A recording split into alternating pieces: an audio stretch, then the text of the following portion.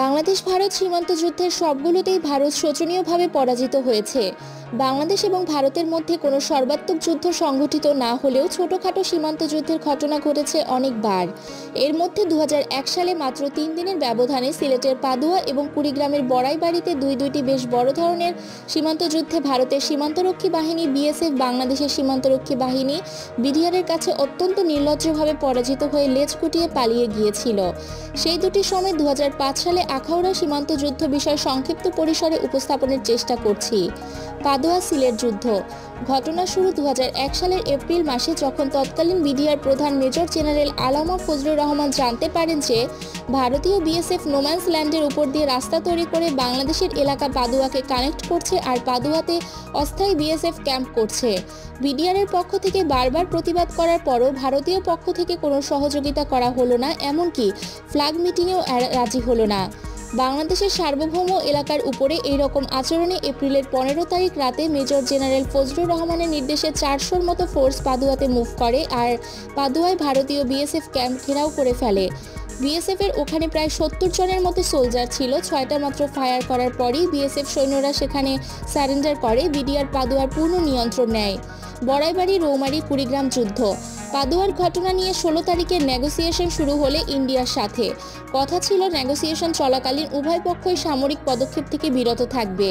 এই নেগোসিয়েশন যখন ডাহুকিতে চলছিল তখন ভারত বিশ্বাসঘাতকতা করে বাংলাদেশের অজান্তে 18 এপ্রিল ভোরের আলো ফোটার আগেই ওখান থেকে প্রায় 200 কিলোমিটার উত্তর পশ্চিমে কুড়িগ্রাম জেলার রৌমারী উপজেলার বড়াইবাড়ি এলাকার বিডিআর ক্যাম্প ও ওই এলাকাকে দখলে নেবার জন্য ভারতীয় সেনাবাহিনী ও বিএসএফ এর সমন্বয়ে গঠিত প্রায় 500 ফোর্স বাংলাদেশের অভ্যন্তরে ঢুকে আগ্রাসন চালায়। সেখানে তখন বিডিআরের মাত্র 11 জন সদস্য ছিল। ভারতীয় সৈন্যদের আকস্মিক গুলিতে শহীদ হন বিডিআরের ল্যান্সনায়ক মোহাম্মদ ওহিদুজ্জামান। এতে ভয়ের পরিবর্তে আগুনের মতো জ্বলে ওঠেন বিডিআরের বাকি 10 জওয়ান। 2টা মাত্র সাবমেশিন গান আর অন্য সাধারণ অস্ত্র নিয়ে দুই দিক থেকে ভারতের বিশাল বাহিনীর উপর ঝাঁপিয়ে পড়েন তারা। প্রথম প্রতি আক্রমণে ভারতীয় বাহিনীর 17 থেকে 18টা লাশ পড়ে যায়। ভারতীয় হানাদার বাহিনীকে ওখানেই আটকে রাখা হয়। এরই মধ্যে মেজর জেনারেল আলামা ফজলুর রহমান বীর মুক্তিযোদ্ধা এর নির্দেশে জামালপুর এবং রংপুর থেকে প্রায় 400 ফোর্স সেখানে মুভ করে এবং 10টার দিকে ওখানে পৌঁছে যায়।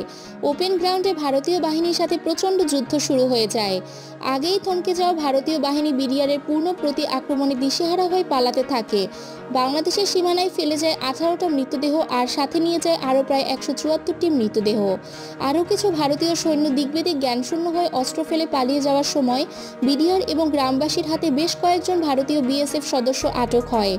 বাংলাদেশের পক্ষে 3 জন শাহাদত বরণ করেন। ভারতীয় বাহিনী পূর্ণ পরাজয় মেনে নিয়ে ভারতে পালিয়ে যায়।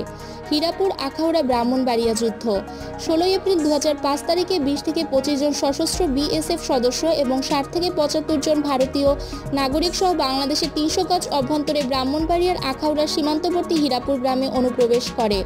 অনুপ্রবেশকারী বিএসএফ সদস্যরা ভারতীয় নাগরিকদের সহায়তায় হীরাপুর গ্রামে ব্যাপক লুটতরাজ সহ নিরীহ নারী ও শিশুদেরকে মারধর করে।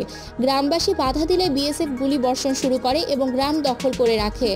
বাংলাদেশি নাগরিকদের সশস্ত্র বিএসএফ এর কবল থেকে উদ্ধার এবং বিএসএফকে বাংলাদেশের ভূখণ্ড থেকে বিতাড়িত করার জন্য উপস্থিত বিডিআর সদস্যরা ওই সময় বিএসএফ এর সাথে সম্মুখ সংঘর্ষে অবতীর্ণ হয়। এ সময় বিডিআর ও বিএসএফ এর মধ্যে সামনাসামনি প্রায় 4 থেকে 5 ঘন্টা তীব্রভাবে গুলি বিনিময় হয়। গুলি বিনিময়ের এক পর্যায়ে বাংলাদেশ সীমান্তের অভ্যন্তরে অনুপ্রবেশকারী বিএসএফ এর company commander assistant commandant Shri Jiban Kumar গুলিবিদ্ধ হয়ে নিহত এবং কনস্টেবল কে সুরেন্দার গুলিবিদ্ধ হয়ে গুরুতরভাবে আহত হয়, পরে মারা যায়। তীব্র গুলি বিনিময়ের কারণে সশস্ত্র বিএসএফ দল অন্য কোনো উপায় না দেখে কোম্পানি কমান্ডারের লাশ ও অস্ত্র সমেত আহত কনস্টেবলকে ফেলে রেখে বাংলাদেশের ভূমি ত্যাগ করতে বাধ্য হয়। মোদ্দা কথা হলো, বাংলাদেশ ও ভারতের মধ্যে এ যাবৎকালে সংঘটিত ছোট কিংবা বড় কোনো সীমান্ত যুদ্ধেই ভারত বিজয়ী হতে পারেনি।